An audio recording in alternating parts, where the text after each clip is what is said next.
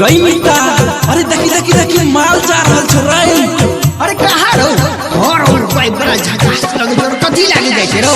भाई चल हां चल जल्दी चल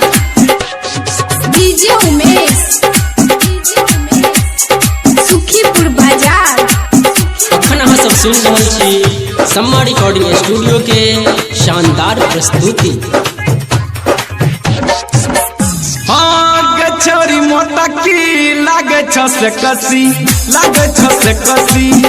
हाँ गे छोरी मोटा की लागे छ से कसी एतबे उमर में तू थोड़े छ मोटा की हमारा किया तरह से लही गे छोरी लही बब गेलो बेलही कने मांगलियो तकिया नहीं देलही छोरी लही बब गेलो बेलही कने मांगलियो तकिया नहीं देलही छोरी लही बब गेलो बेलही कने मांगलियो तकिया नहीं देलही गे छोरी मोटा की लागे छ से कसी एतबे उमर में तू थोड़े छ मोटा की हमारा किया तरह से लही गे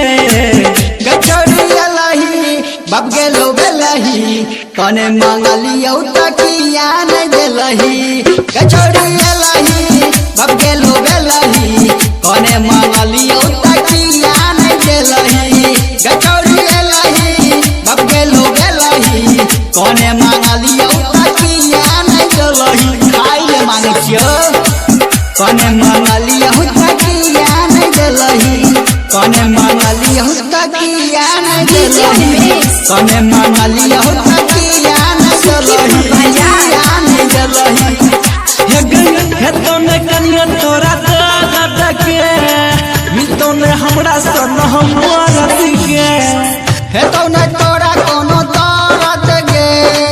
मिलतो ने हमरा सन के मरद गे मिलतो ने हमरा सन के मरद गे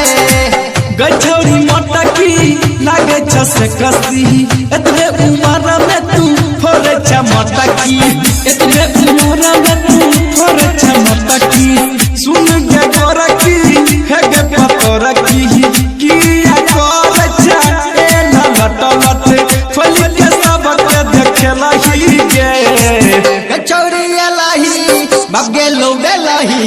कने मांगलियो तकिया नहीं देलही छोरी लही बब गेलो बेलही कने मांगलियो तकिया नहीं देलही छोरी लही बब गेलो बेलही कने मांगलियो तकिया नहीं देलही खाई ले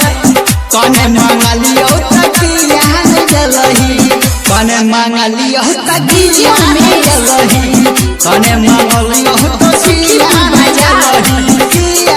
देलही मिलतो ने हमरा सोना दुल्हा गे